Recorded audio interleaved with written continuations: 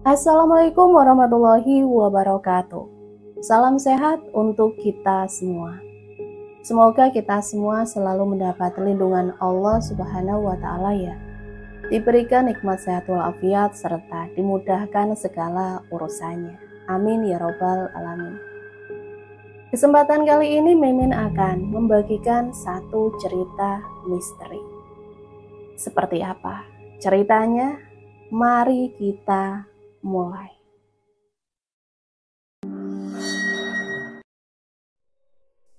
Namanya Sita, gadis sederhana yang tinggal di satu desa denganku. Wajahnya oval, matanya bulat, hidung mancung, bibir tipis, rambut lurus agak kepirangan, alami dan kulit yang putih bersih tanpa noda. Bagiku dialah sosok gadis yang sempurna, tak pernah capek-capek perawatan, memakai skincare akan tetap cantik, dan menjadi idaman para pemuda kampung. Entah memang Sita tak pernah memakai skincare atau dia bohong padaku. Pasalnya setiap kutanya dia selalu menjawab, "Enggak Han, aku enggak pakai apa-apa. Mana punya duit orang tuaku untuk beli skincare." Sedangkan aku selalu gonta-ganti skincare tetap saja kusam. Tutur katanya lemah lembut menambah pesona seorang Sita. Walaupun terkadang aku iri dengan kecantikannya yang memikat banyak orang, tak bisa kupungkiri jika sosok Sita sangat membuatku nyaman. Dialah tempatku curhat dan tak pernah menolak jika ku mintai tolong. Gadis cantik, ramah dan tidak sombong, ringan tangan untuk menolong orang. Banyak pemuda datang melamar Sita, mulai dari orang biasa sampai orang kaya. Namun semua ditolak orang tua Sita dengan alasan Sita masih terlalu kecil, dengan umur 19 tahun. Di suatu hari yang naas, Sita, kenapa Han?" Tanya Sita heran, karena di tengah hari terik begini aku datang ke rumahnya. "Temani ke depan bentar yuk, aku mau beli body spa biar putih kayak kamu," ucapku asal. Padahal aku akan mengajaknya makan bakso Bu Lastri. "Ih, ada-ada aja kamu. Panas banget ini." "Kenapa memangnya kalau panas? Takut hitam kayak aku?" ucapku agak kesal. Sita malah menertawaiku dan berpamitan pada orang tuanya. Jalan menuju ke rumah Bu Lastri harus melewati kebun kopi sekitar 2 km. Aku rela panas-panasan ke sana karena ada inovasi terbaru dari Bu Lastri untuk baksonya, yang kata warga sekitar rasa baksonya endul. Untunglah sepanjang jalan di kebun kopi agak sejuk, jadi tak terlalu panas. Di saat kami sampai di ujung jalan kebun kopi, kami berpapasan dengan dua pemuda yang menggoda Sita. Tentu saja, mana mungkin menggodaku, melihatku pun mungkin tidak. "Dek Sita, mau kemana panas-panas? Nanti hitam loh," ucap salah satu pemuda. Kang, ini mau nemenin Hani ke depan," jawab Sita ramah. Sebelum mereka menggoda Sita lagi dengan cepat, kuusir mereka yang sedang barengi kami di jalan. Udah, sana Kang, kami buru-buru," ucapku agak kesal. "Iya Hani, sombong amat sih. Dadah Dek Sita," ucapnya sambil mengerlingkan matanya. Saat mereka putar arah dan pergi, aku dan Sita tertawa geli. Saat sampai di warung, kami langsung memesan bakso yang lagi hits di kampungku ini. "Bu, bakso 2 ya, yang satu jumbo, yang satu biasa," ucapku pada Bu Lastri. "Iya Neng, tunggu sebentar ya." Tadi katanya mau beli body spa, kok malah ke tukang bakso? Aku gak bawa duit tahu."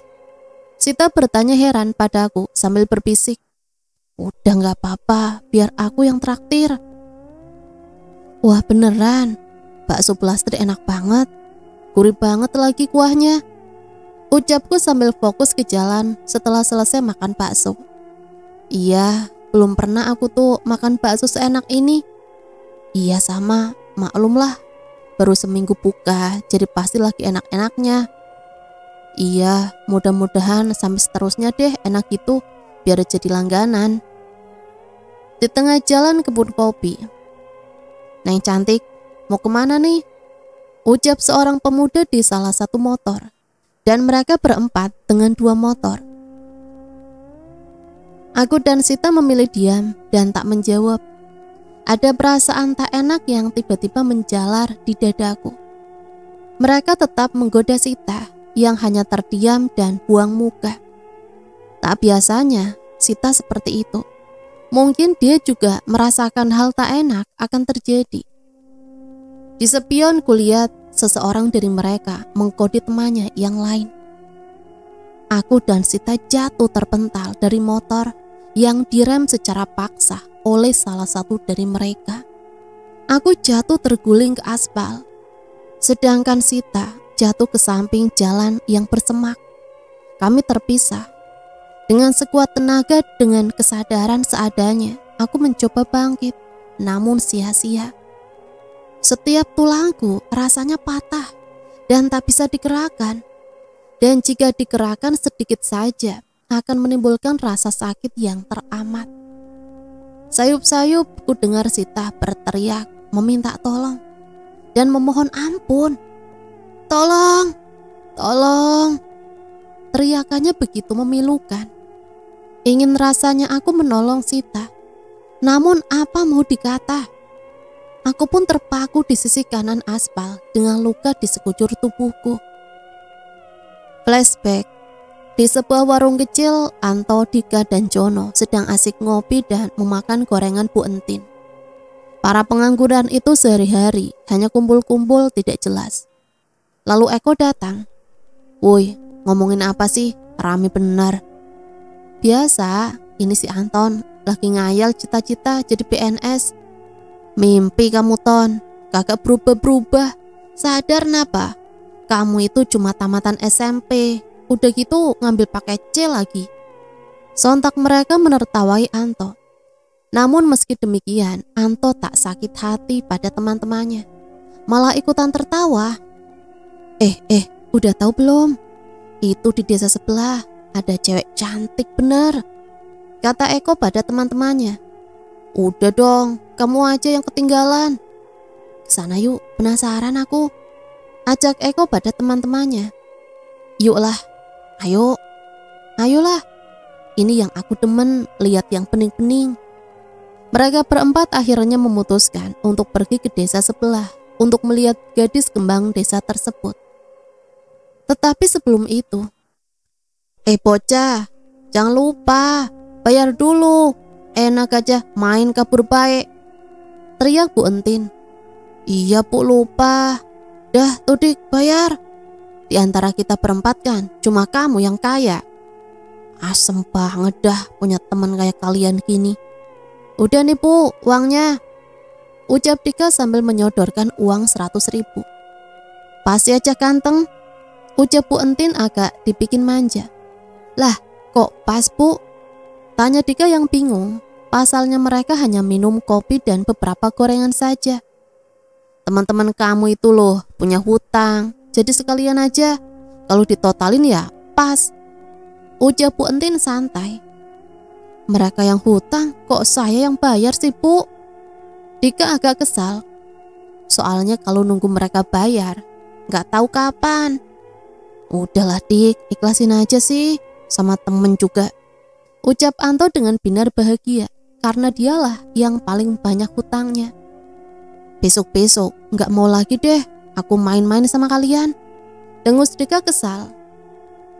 Di kampung sebelah, Anto, Dika, Jono, dan Eko telah berputar-putar mengelilingi kampung. Namun tak ditemukan sang kembang desa tersebut. Akhirnya mereka memutuskan untuk pulang dan melewati kebun kopi. Pucuk dicinta, ulam pun tiba. Orang yang mereka cari di desa ternyata sedang pergi dan bertemu di tengah jalan kebun kopi. Mereka berempat sangat terpesona dengan kecantikan sang kembang desa. Sesekali mereka menggoda gadis cantik tersebut namun tak direspon dan hanya diacuhkan. Entah setan apa yang merasuki keempat cowok itu. Dengan mengatur strategi dadakan, mereka ingin mencelakai sang gadis. Anto dan Eko saling memberi kode. Dalam hitungan 3, Anto menarik rem motor metik yang mereka kendarai. Alhasil membuat dua gadis itu terjungkal. Saat temannya satu gadis terjungkal ke depan, dengan cepat Eko mendorong tubuh si gadis ke samping agar tak terguling ke aspal seperti temannya. Mereka berhenti dan melihat keadaan sang gadis. "Gimana? Mau kita apain?" tanya Eko pada ketiga temannya. "Bawa ke kebun karet kamu ya, Dik. Soalnya kalau di sini nanti kita ketahuan. Karena ini jalan sering orang lewat," kata Anto. "Jangan apa-apakan saya, Kang. Jangan," rintih sang gadis. "Tolong." Sang gadis mencoba mencari pertolongan dari setan berwujud manusia itu yang ada di depannya. "Tolong, tolong." Sebelum sang gadis berteriak lagi, dengan sigap Jono membungkam mulutnya.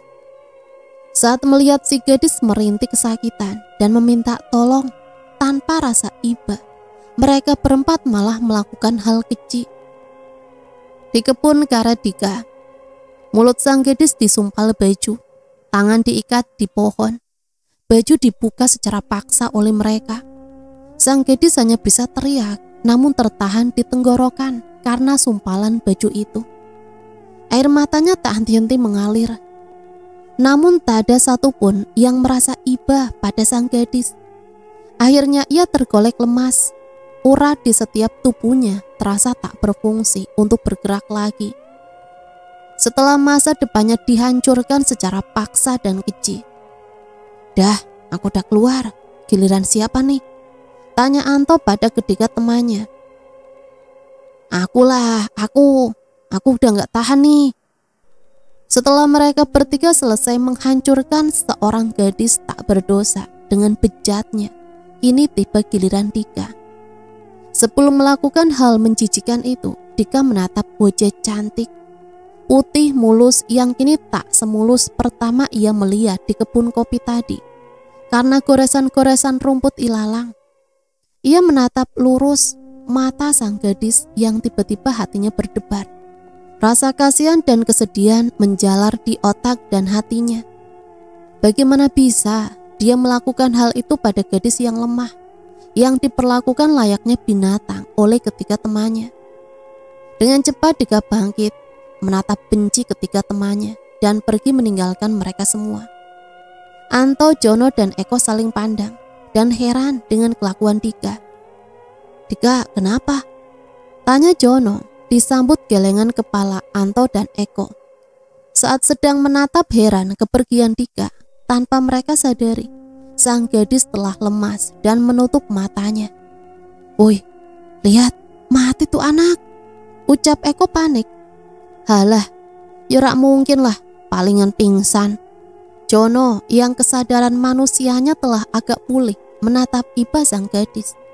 Berjalan mendekatinya, membuka sumpal mulut dan ikatan tangannya. Saat akan mengangkat tubuh si gadis, Jono agak kesusahan, seperti ada yang menarik tubuh gadis itu dari bawah.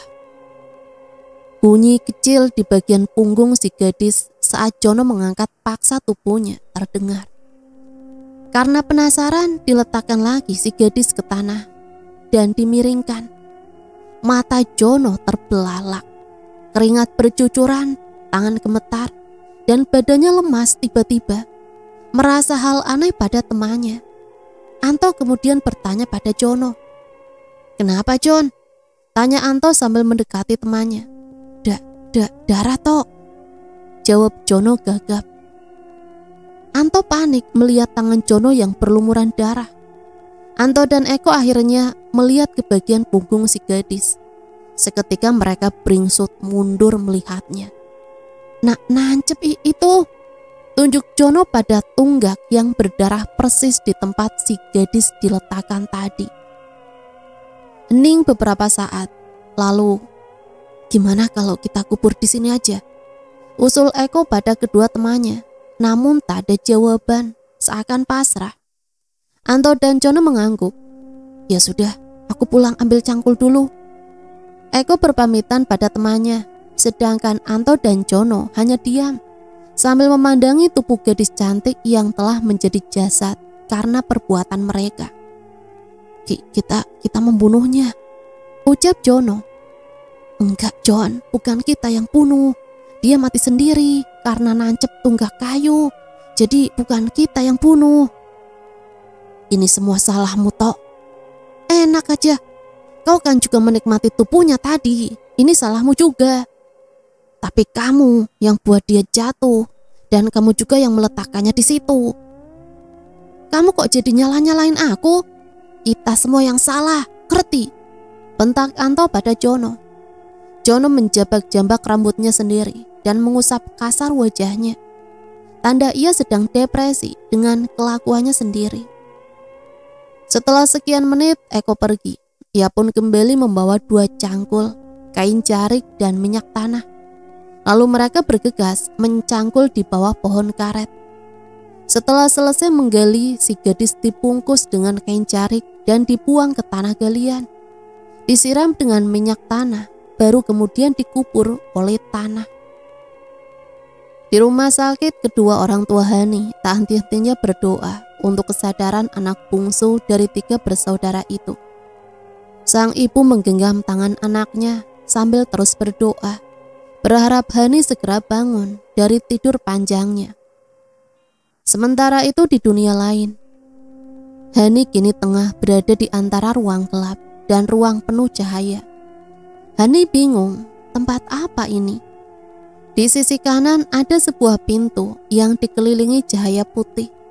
Sedangkan di sisi kiri ada semacam hutan lebat yang sangat gelap.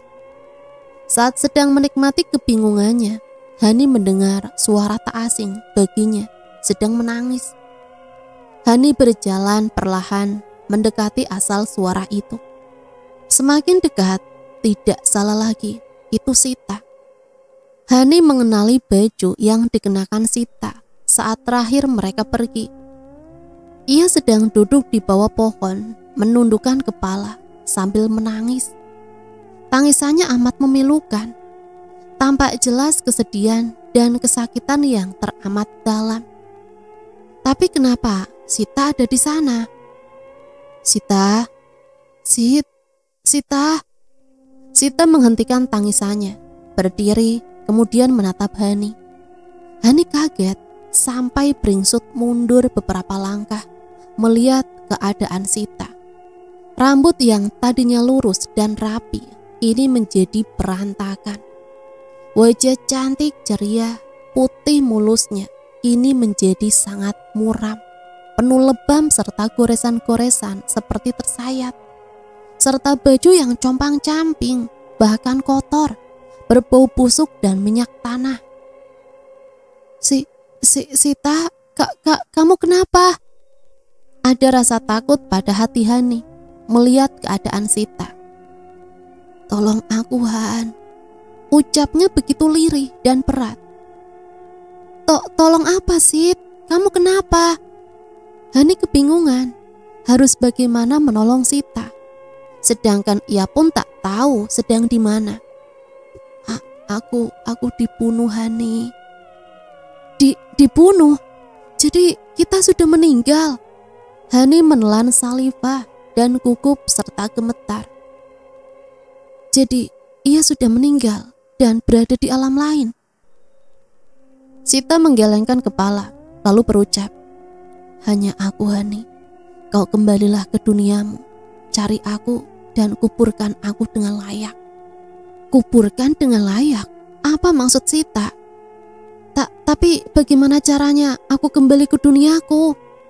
Hani sangat gugup. Semakin lama dipandang, Hani semakin ngeri dan takut melihat Sita dengan keadaan seperti itu. Pergilah ke sana. Sita menunjuk sebuah pintu yang dikelilingi cahaya putih.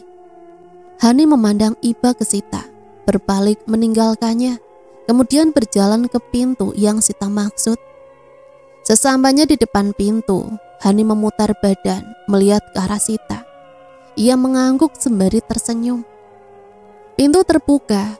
Tak dilihat ada apa-apa di balik pintu.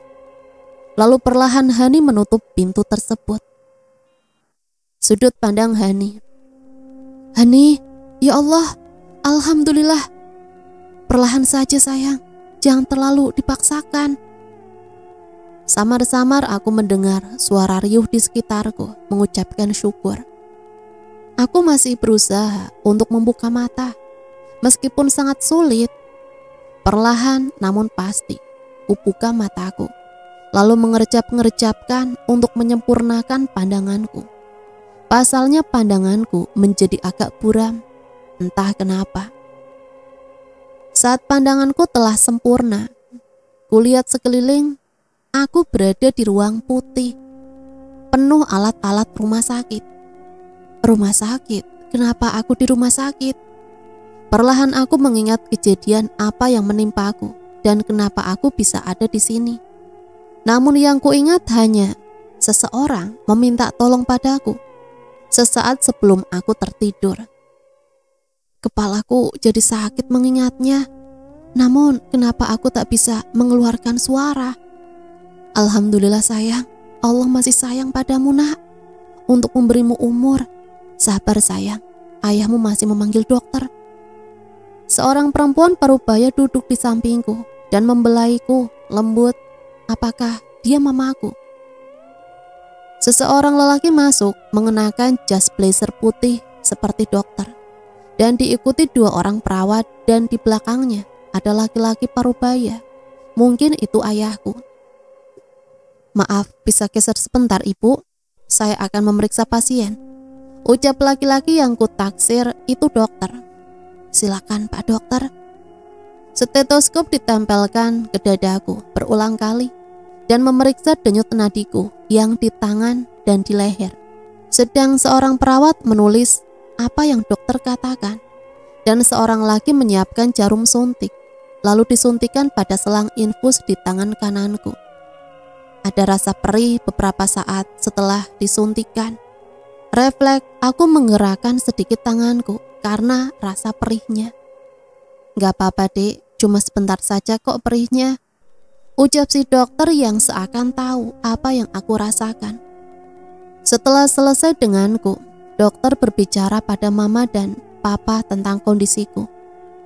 Alhamdulillah Pak, Bu, Hani sudah lebih baik keadaannya. Hanya tinggal menunggu pemulihan patah tulang kaki dan tangannya saja, ucap si dokter dengan lembut dan ramah. Alhamdulillah. Lalu bagaimana dengan luka di kepalanya dok? Tanya mama pada dokter. Kepala Hani hanya terbentur ibu, jadi tak sampai mengakibatkan gagar otak. Hanya saja mungkin ia akan amnesia sebentar bu. Paling lama hanya seminggu. Setelah itu dia baru akan mengingat dengan baik. Jadi agar tidak membebani pikirannya, sebaiknya jangan ditanyakan apapun dulu sebelum Hani mengingat sendiri. Baik Pak Dokter, terima kasih sudah merawat anak saya ya Pak. Sama-sama Ibu, Bapak. Memang sudah menjadi tugas kami untuk melayani pasien dengan baik. Dan ini juga berkat doa kalian selaku ibu dan bapak dari adik Hani. Dan Bapak silakan ikut suster saya agar diberi resep dan ditebus ke apotik untuk hari nanti siang. Baik Pak Dokter. Lagi dan lagi, mama tak henti-hentinya berucap syukur, mencium kening dan membelai rambutku. Mama seneng banget nak, kamu sudah sadar. Sudah 3 hari, kamu membuat mama depresi karena tak kunjung bangun nak. Dokter mengatakan, kau tidak koma, hanya pingsan. Ucap mama sambil terus membelai wajah dan rambutku. Apa? 3 hari? Pantas saja aku merasa lapar. Batinku, Ma, lapar Ma. Akhirnya aku bisa bersuara meski tergagap-gagap. Sabar ya nak, tunggu ayahmu, sebentar lagi ia kembali. Sejak kejadian memilukan itu, Dika seakan depresi. Apalagi Jono mengabari kematian sang gadis dan dikubur layaknya hewan di kebun milik keluarganya pula, membuat Dika makin frustasi. Dika menyesali atas tindakan bodohnya yang membiarkan gadis itu mati mengenaskan di tangan teman-temannya.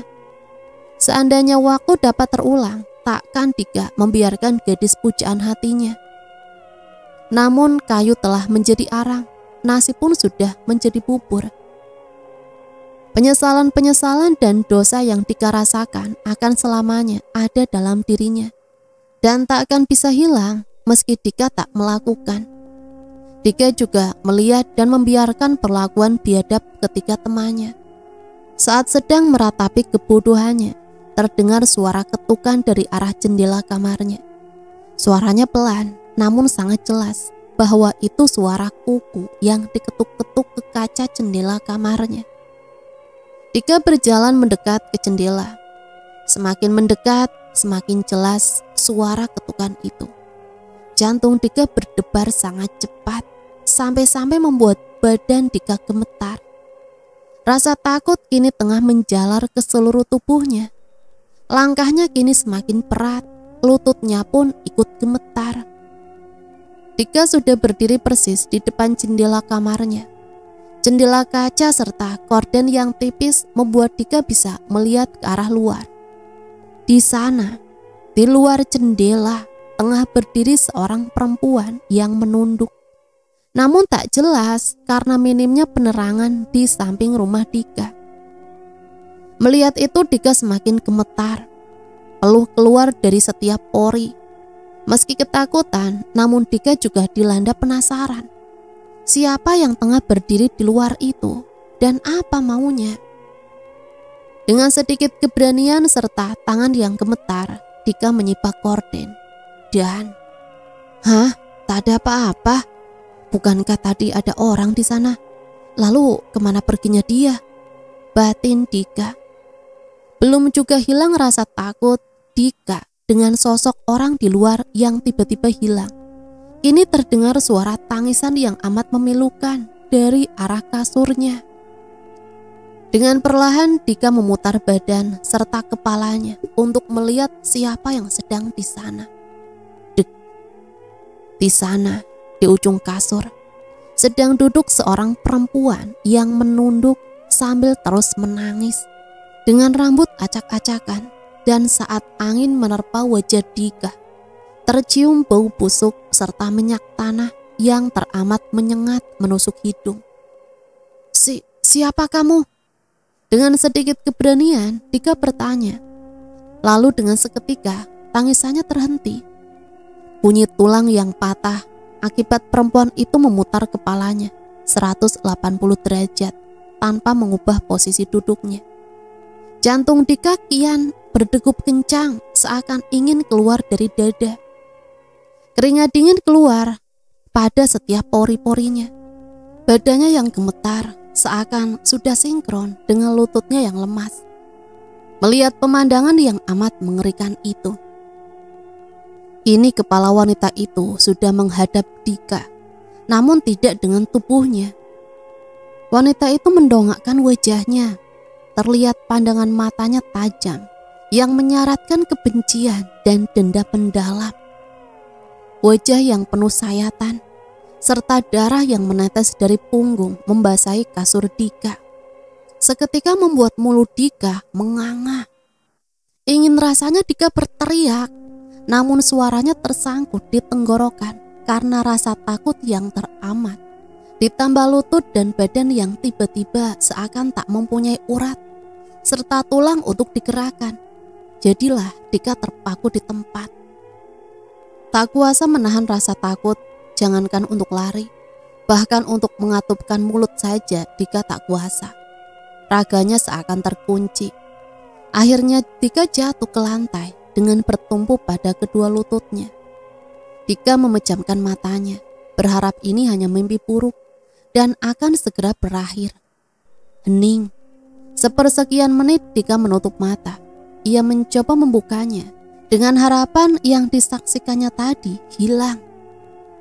Dika berteriak histeris sejadi-jadinya. Bagaimana tidak? Saat membuka mata, wajah perempuan itu tepat berada di hadapannya dan hanya berjarak 1 inci. Ia menyeringai.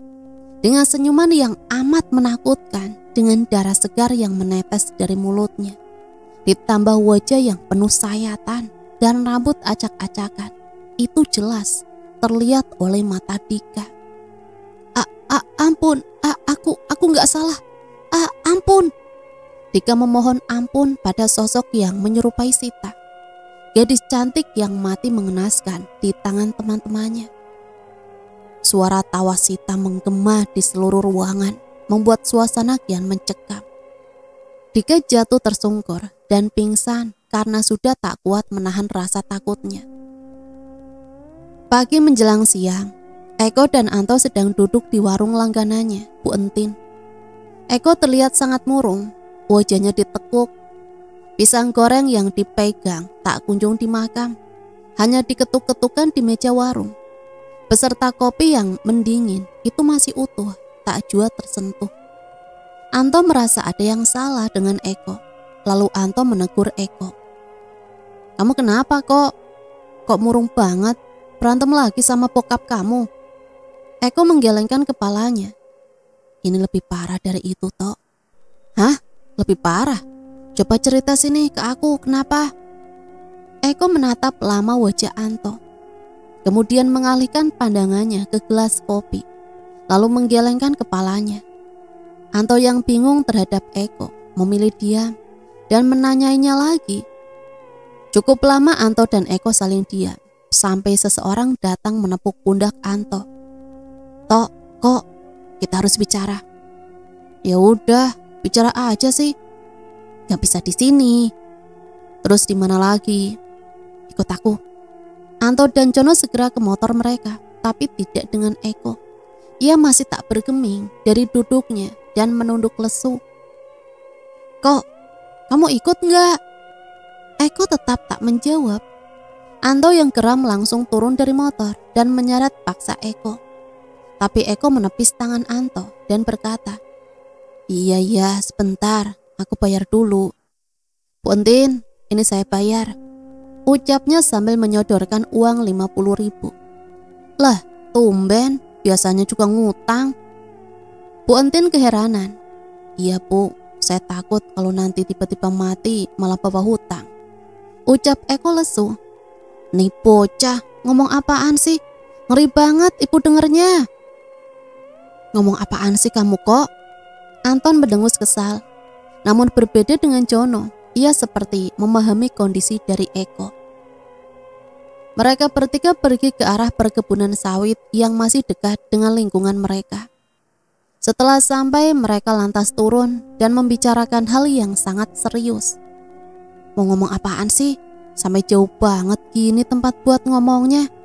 Kenapa nggak di warung aja tadi?" tanya Anto yang keheranan. Aku dihantui Sita, Tok," ucap Jono sambil gemetar. "Hah? Dihantui? Yang bener aja sih, ngaco banget." Eko yang dari awal tertunduk lesu seketika mendongak ke arah Jono yang mengatakan jika dihantui Sita, gadis yang mereka bunuh beberapa hari yang lalu. "Beneran? Serius aku, Tok?" Jono mencoba meyakinkan Anto. Jono menceritakan kejadian yang dialaminya. Saat sudah memasuki waktu surup, saat azan sedang berkumandang dan bersaut-sautan, Jono tengah asik duduk melamun di teras rumahnya, menyesali perbuatan keji yang seumur hidup tak akan pernah ia lupakan. Lalu tiba-tiba tengkuk lehernya seperti ditiup. Seketika bulu kuduk Jono langsung berdiri. Diusapnya beberapa kali dan dia masuk ke dalam rumah. Kebetulan saat itu Jono sedang sendirian di rumah. Orang tuanya pergi menghadiri hajatan saudaranya di kampung sebelah. Karena seharian tidak mandi, Jono merasa badannya lengket dan apek. Belum selesai azan berkumandang, Jono pergi ke kamar mandi untuk mandi. Setelah selesai mandi, Jono berteriak pada ibunya untuk mengambilkan handuk yang tadi lupa dibawa. "Mak, ambilin handuk dong. Letakkan di paku depan pintu ya." "Iya," jawab seseorang. Seperti ibunya, namun dengan suara yang serak dan berat. "Dek, Jono baru tersadar bahwa ibunya pergi. Lalu siapa yang menjawab tadi? Merasa ada yang tidak beres, Jono langsung lari ke kamarnya tanpa menggunakan handuk atau apapun. Dengan air yang menetes ke lantai dari tubuhnya yang basah, layaknya bocah kecil yang usianya kini memasuki 20 tahun. Sesampainya di kamar, Jono langsung mengambil handuk dan mengusapkan di wajahnya. Cuh, apa ini? Jono mengambil gulungan rambut panjang yang kusut berwarna kepirangan dari wajah dan mulutnya. Ih, rambut siapa nih? Rambut mama kan hitam. Jono langsung memakai baju dan celana dengan cepat, kemudian berbaring di kasur sambil membungkus tubuhnya dengan selimut, kemudian tertidur. Jono terbangun karena suara dispenser. Mungkin mama bapak sudah pulang, pikir Jono. Namun ada yang aneh. Suara airnya seperti dibiarkan begitu saja jatuh ke lantai, tidak ditampung. Mak, Pak. Berulang kali Jono memanggil orang-orang tuanya, namun tak ada jawaban. Hening, hanya suara gemericik air dari dispenser yang terdengar. Jono mulai merasakan perasaan tak enak. Jantung yang tadinya memompa stabil, kini berdegup sangat kencang. Dengan sedikit keberanian, Jono berjalan menuju dapur yang bersebelahan dengan kamarnya. Jono kini telah sampai di pintu perbatasan ruang TV dan dapur. Ia menghentikan langkahnya, menarik nafas lalu dihembuskan sampai beberapa kali ia lakukan, sampai rasa jantungnya mulai agak normal. Suara nafas Jono yang dibuang dari mulut. Pintu dapur telah terbuka. Selangkah demi selangkah Jono melangkahkan kakinya. Jono menaikkan tuas air di dispenser. Lantai dapurnya telah basah oleh genangan air. Galon yang tadinya penuh kini tak sampai setengah.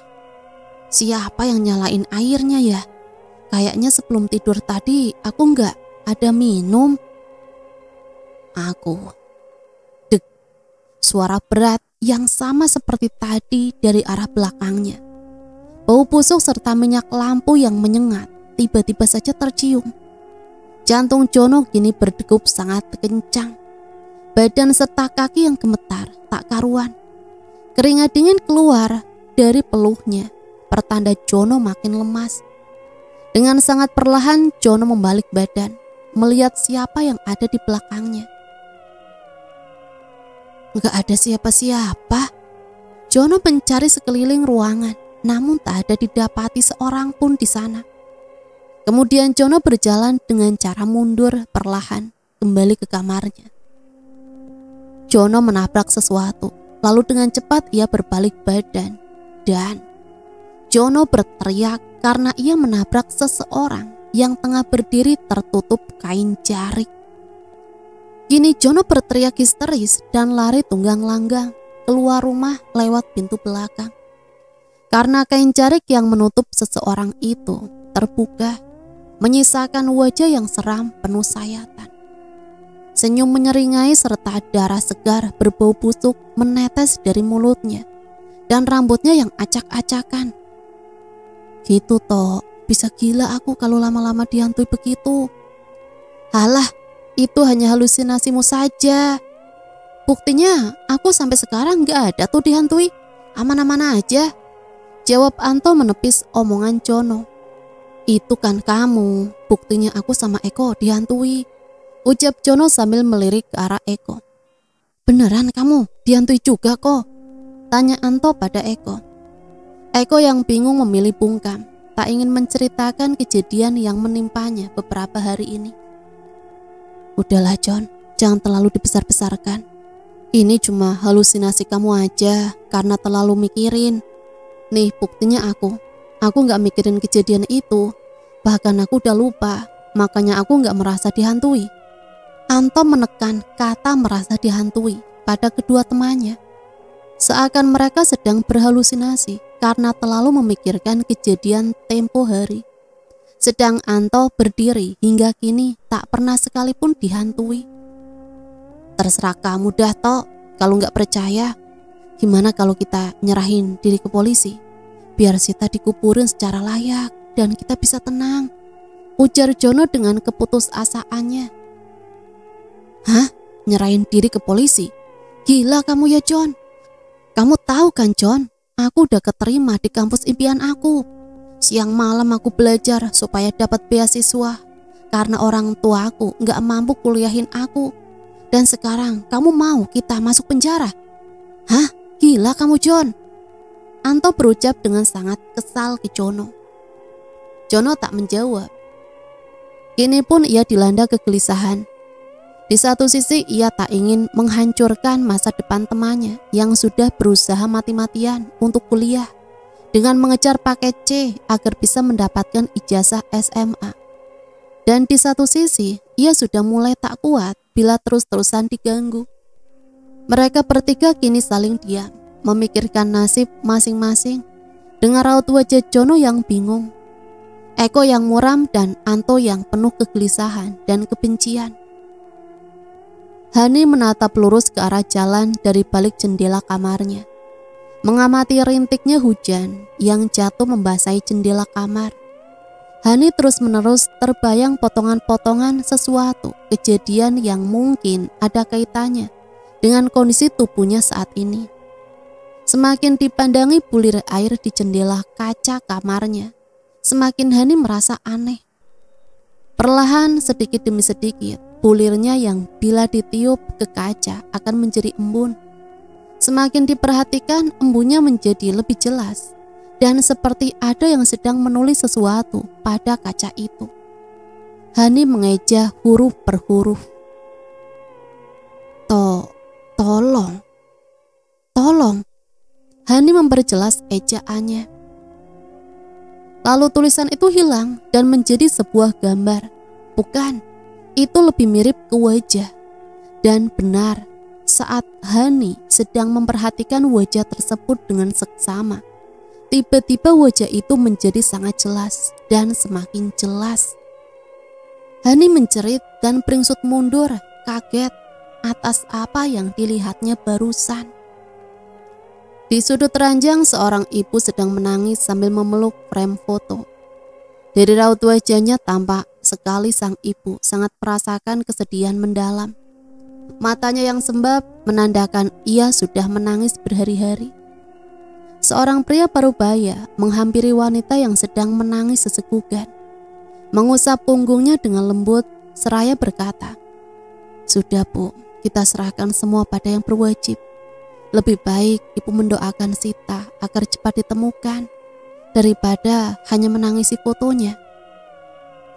Bagaimana ibu bisa tenang, Pak? Anak gadis kita satu-satunya hilang tanpa kabar. Ibu gusar, Pak.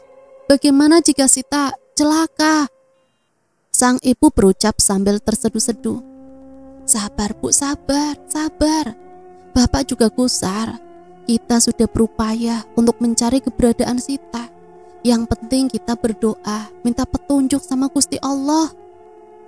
Dipeluknya sang istri untuk mencoba menenangkannya, walau dalam dirinya juga merasakan sakit dan kesedihan yang teramat dalam.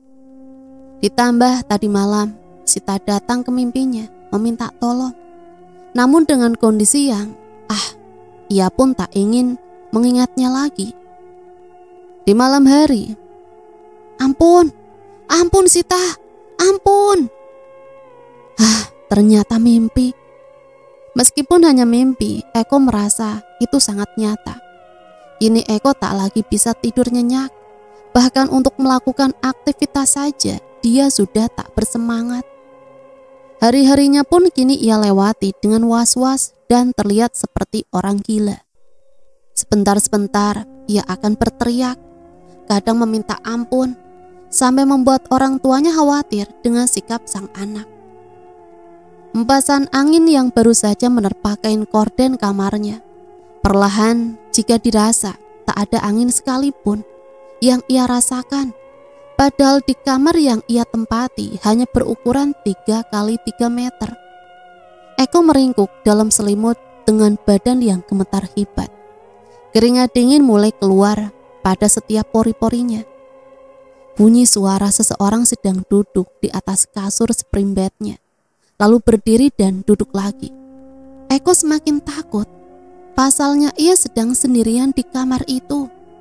Ingin rasanya ia berteriak agar seseorang itu berhenti. Namun tak ada sepatah kata pun yang bisa keluar dari mulutnya.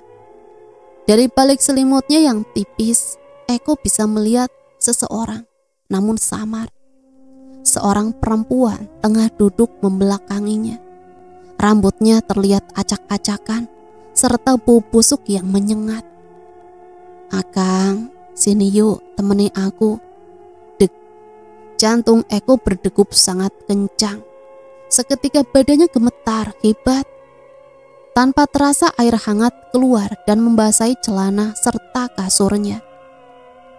Berulang kali Eko mencoba untuk teriak, namun suaranya tersangkut di tenggorokan. "Ya Allah, tolong hamba-Mu ini. Ya Allah." Eko hanya bisa bersuara dalam hati. Suara tawa melengking yang menggema ke seluruh ruangan, seakan sedang menertawai Eko yang meminta pertolongan pada robnya. Ingin rasanya Eko untuk pingsan saja di saat seperti ini, daripada harus mendengar dan melihat hal yang tak ia inginkan. Namun takdir berkata lain, ia tetap terjaga meskipun badannya sangat lemas. Eko diseret lalu dihempaskan ke dinding hingga tersungkur. Kini Eko tak lagi berlindung pada selimutnya, hingga ia dapat melihat dengan jelas sosok menyeramkan itu. Meski hanya terlihat bagian belakangnya saja. Tiba-tiba lampu mati, menambah suasana semakin mencekam. Berkali-kali Eko menelan salivannya yang kering. Baju Eko telah basah oleh keringat dan celananya basah karena air seninya. Pipinya ditampar dengan sekuat tenaga, lalu lehernya seperti dicekik seseorang. Tubuhnya yang lunglai tak dapat melawan, hanya bisa pasrah dalam keadaan. Lampu menyala. Lagi-lagi Eko tak bisa berteriak, bahkan saat yang paling menakutkan seperti ini. Wajah yang penuh sayatan serta senyum menyeringai dengan darah segar yang menetes, serta hembusan nafas berbau busuk menyengat menerpa wajahnya yang hanya berjarak 1 jengkal dari wajah perempuan itu. Mata Eko terus membulat, menatap wajah seram itu. Dengan sekuat tenaga Eko menutup matanya. Jantungnya sudah tak bisa dirasakannya lagi. Entah masih berdetak atau sudah copot dari tempatnya. "Kang, jangan takut. Sini ikut aku. Aku kesepian di sana, Kang." Eko membuka matanya. Ia mengerjap-ngerjap, menyempurnakan pandangannya. Di sana, di dekat jendela, seorang gadis cantik tengah berdiri dengan wajah sendu dan mata sayu. Siapa kamu?" Eko bertanya sambil tergagap. "Ini aku, Sita, Kang." Tidak mungkin, Sita sudah mati."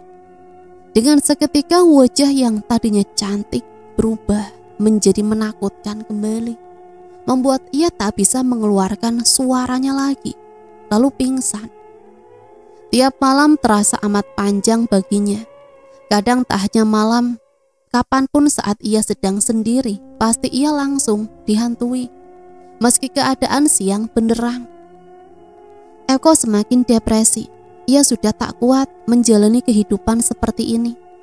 Padahal sebelumnya, ia paling semangat.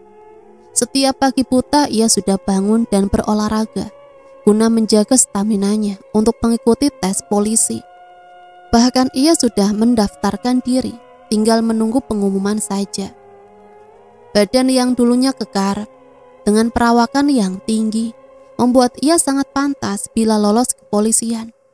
Namun karena tindakan bodohnya, ia kini terperangkap dalam ketakutan yang ia ciptakan sendiri. Tubuh kekar yang sangat sulit ia bentuk hingga berbulan-bulan, kini sudah menyusut menjadi kurus dan lunglai hanya dalam hitungan hari. Sejak dihantui arwah Sita, Eko sudah melupakan semua cita-citanya. Kini harapannya hanya ingin hidup tenang. Sudah tak kuat rasanya jika harus terus-terusan hidup dalam ketakutan seperti ini. Setelah beberapa jam pingsan, Eko terbangun karena suara azan. Aku sudah tidak kuat ya Allah. Maafkan hamba-Mu ini ya Allah. Eko berucap sambil memeluk lutut dan membenamkan wajahnya. Ia terus-menerus menangis terseduh-seduh, memikirkan nasibnya yang tragis. Sepintas terfikir dalam otaknya untuk mengakhiri hidup, lalu tersadar akan dosa. Kemudian berpikir lagi untuk bunuh diri. Ia terus-menerus mengulang-ulang perasaan itu. Sampai saat, lebih baik kau akhiri saja hidupmu, wahai keparat. Suara itu jauh, namun sangat jelas terdengar olehnya. Namun tawanya menggema di seluruh ruangan kamarnya. Eko meremas-remas rambutnya, mengusap kasar wajahnya. Ia bangkit lalu ia berjalan ke arah lemari. Diobrak-abriknya pakaiannya mencari sesuatu di sana. Di sana kau rupanya. Diambilnya seutas tali lalu dilempar ke atas hingga tersangkut pada tiang di kamarnya. Ditariknya ujung tali yang dilempar lalu dibentuk simpul ikatan yang kendur, tapi jika ditarik akan kencang. Maafkan aku Ma, Pa, maafkan aku Sita. Eko memasukkan kepalanya dalam simpul tali yang ia buat. Satu kaki sudah berada di gantung, satu kakinya lagi masih bertumpu pada kasurnya. Dengan perlahan Eko melepaskan tumpuannya dengan memejamkan mata. Bunyi tali yang beradu dengan kayu karena menahan berat terdengar. Seketika Eko melotot, lidahnya terjulur dan tergigit-gigitnya sendiri hingga berdarah. Tak pernah disangka olehnya jika akan sesakit ini. Ia tak dapat lagi merasakan oksigen yang masuk ke otaknya. Kini lehernya terasa sangat sakit yang teramat, seakan tulang lehernya akan patah. Di sana di depan matanya, ia melihat sesosok wanita tengah menyeringai ke arahnya, menyaksikan seorang yang sedang sakaratul maut dengan cara mengenaskan. Suara tulang leher yang patah, lalu nafasnya benar-benar terhenti. Sudut pandang Hani. Hari ini aku sudah diperbolehkan untuk pulang. Walaupun aku masih harus menggunakan kursi roda karena kakiku yang belum sepenuhnya pulih. Aku masih di ruang rawat inap bersama ibuku yang sedang beberes semua keperluanku selama aku dirawat dan menunggu ayah mengurus surat-surat kepulanganku. Sudah beres, Bu? Tanya ayahku yang baru saja masuk ke ruangan. Sudah, Pak. Gimana? Sudah kelar urusannya dengan rumah sakit, Pak? Sudah, kita tinggal nunggu Mang Asep saja. Ya sudah, Pak. Kita sekalian saja jalan saja. Sudah bosan Ibu di sini terus. Iya, Bu. Ya udah ayo. Barang-barang biar Bapak yang bawa. Ibu dorong Hani saja. Kami keluar dari ruangan, menyusuri koridor rumah sakit. Sekian menit kami berjalan. Kami melewati ruang otopsi. Di depan pintu ada seorang perempuan tengah menangis terseduh-seduh dengan membenamkan wajahnya di kedua telapak tangan dan bertumpu pada paha. Pak, itu kan Bu Warsi. Mama bertanya heran pada ayah. Loh iya Bu, kenapa ya dia? Jawab ayah yang tak kalah heran. Samperin aja Pak. Assalamualaikum Bu Warsi. Waalaikumsalam. Ibu itu menjawab dengan sesegukan. Maaf Bu War, kalau boleh tahu Ibu kenapa menangis di sini? Bu Warsi menarik nafas lalu dihembuskan, mungkin untuk menormalkan dirinya. Anak saya bunuh diri Bu Endang. Ujar Bu Warsi lalu kembali menangis. Astagfirullahaladzim, innalillahi wa inna ilaihi rajiun. Mama dan ayah mengucap bersamaan. Melihat Bu Warsi kembali menangis, lantas Mama menghampirinya, lalu duduk dan memeluk Bu Warsi untuk menenangkannya. Saya nggak habis pikir dengan anak saya. Entah masalah apa yang dia hadapi. Belakangan anakku sering ketakutan dan berteriak. Ini malah tadi pagi mau aku bangunin sholat subuh, dia sudah meregang nyawanya sendiri. Puwarsi terus bercerita mengenai anaknya. Mama hanya menjadi pendengar yang baik. Mungkin dengan begitu, ganjalan di hati Puwarsi sedikit menghilang dengan membagi keluhnya. Setelah beberapa saat, ayah, mama, dan Puwarsi mengobrol. Pintu ruang otopsi terbuka. Dari balik pintu keluar ranjang pasien yang didorong oleh beberapa perawat rumah sakit. Di ranjang, seseorang tengah terbujur kaku dengan ditutupi kain kafan. Melihat itu, Puwarsi kembali histeris, menangisi anaknya. Dan saat kepala orang itu berpapasan denganku, tanpa sengaja, Puwarsi menarik kain di bagian wajahnya saat sedang menangis. Dek, wajah itu, sepertinya aku kenal wajah itu, tapi di mana? Batinku. Lalu dengan sekuat tenaga, aku mencoba mengingat siapa laki-laki itu. Namun makin aku berusaha, kepalaku makin sakit. Jam sudah menunjukkan pukul 6 pagi. Mang Ujang sedang bersiap untuk menyadap karet getah di kebun milik Juragan Satio. Karena jarak antara rumahnya dan kebun agak jauh, jadi Mang Ujang mengendarai sepeda ontel jadulnya. Sambil bersiul dan mendayuh santai, Mang Ujang menjalankan ontelnya, sambil sesekali menyapa warga yang wirawiri dengan kesibukan masing-masing. Sesampainya di kebun, Mang Ujang menyandarkan sepeda bututnya pada batang pohon karet. Mang Ujang mulai menyadap pohon karet sambil bersiul ria untuk menemani kesunyiannya. Sudah berjalan agak jauh, Mang Ujang menghentikan siulan dan aktivitas menyadapnya dan melihat heran ke arah samping kiri yang agak jauh darinya. Ngapain tuh orang nyangkul-nyangkul? Gerutu Mang Ujang sendiri. Lalu Mang Ujang berjalan perlahan mendekati seseorang tersebut. Semakin dekat, entah mengapa perasaan Mang Ujang makin tak enak dan merinding di bagian tengkuk belakang. Kini jarak Mang Ujang dan seseorang itu hanya tinggal 1 meter saja. Dengan agak takut, Mang Ujang memberanikan diri untuk bertanya. "Neng, ngapain?" tanya Mang Ujang pada seseorang yang tengah membungkuk membelakanginya sambil terus mencangkul. "Hening," tak ada jawaban. Ketakutan mulai merasuki ke seluruh badan Mang Ujang. Namun demikian, Mang Ujang tetap ingin tahu siapa gerangan. "Neng," suara Mang Ujang tercekat kala seseorang ingin membalikkan badan. Setan!" Mang Ujang lari tunggang langgang dan meninggalkan peralatan menyadapnya. Saat berlari, sesekali Mang Ujang melihat ke arah belakang. Mata Mang Ujang sedang menoleh ke belakang. Ia menabrak seseorang yang tergantung di pohon. Seketika Mang Ujang kembali berteriak histeris. Hani terus mengingat-ingat wajah jenazah itu. Sampai akhirnya ia menjerit histeris. Ya, dia ingat wajah itu, wajah pemuda itu yang telah membuat ia mengalami kecelakaan di tengah jalan kebun kopi bersama Sita. Ia mengingat semuanya sekarang, dan juga tentang Sita. Akhirnya ia menceritakan semuanya kepada kedua orang tuanya. Sedangkan di kebun karet, Mang Ujang yang menabrak seseorang yang menggantung diri, tak lain dan tak bukan, ia adalah anak dari juraganya. Den Dika, Den, tolong ada mayat, tolong. Siang itu orang-orang sibuk mengevakuasi 2 jasad. Ya, 2 jasad.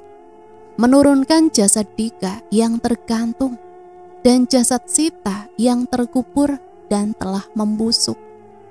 Walaupun Dika tidak ikut menghancurkan Sita, tapi dia membiarkan dan melihat kejadian itu. Setiap malam Dika dihantui rasa bersalah dan juga oleh arwah dari Sita. Sampai akhirnya ia nekat mengakhiri hidupnya. Mendengar kabar itu, kedua orang tua Sita langsung mendatangi TKP. Dan betapa syoknya mereka berdua melihat jasad itu. Walaupun sudah tak dapat dikenali, tapi mereka mengenali pakaian dan barang-barang lain yang dipakai putrinya terakhir kali putrinya pergi. Sampai akhirnya jenazah itu diotopsi. Ketika mendapati hasil otopsi, kedua orang tua Sita, terutama ibunya, sangat histeris bahwa sebelum kematian putrinya itu diperkosa beberapa kali oleh para pemuda. Sang ibu beberapa kali pingsan terus-menerus, sampai akhirnya jenazah Sita dikebumikan. Sedangkan Jono dan Anto, mereka yang sekarang kurus kering dan wajah yang berantakan karena selalu dihantui arwah Sita, memilih menyerahkan diri ke pihak yang berwajib. Mereka sudah tak kuat. Ya, mereka menceritakan semuanya dari awal sampai akhir kronologi kematian Sita. Untunglah mereka masih punya akal sehat, tidak sampai bunuh diri seperti Dika dan juga Eko. Mereka lebih memilih menyerahkan diri kepada pihak yang berwajib. Cita-cita mereka yang mereka ingin wujudkan segenap jiwa harus sirna karena kebodohan dan kecerobohan mereka sendiri dan berakhir dengan tragis. Dan cerita selesai sampai di sini. Semoga cerita ini bisa menemani hari-hari teman-teman semua ya. Dan semoga ada pembelajaran yang bisa kita ambil dari cerita ini. Ambil sisi positif dan buang jauh-jauh hal negatifnya. Sampai di sini Mimin pamit undur diri, mohon maaf apabila banyak salah kata. Sampai berjumpa kembali di cerita-cerita misteri selanjutnya. Matur nuwun, wassalamualaikum warahmatullahi wabarakatuh.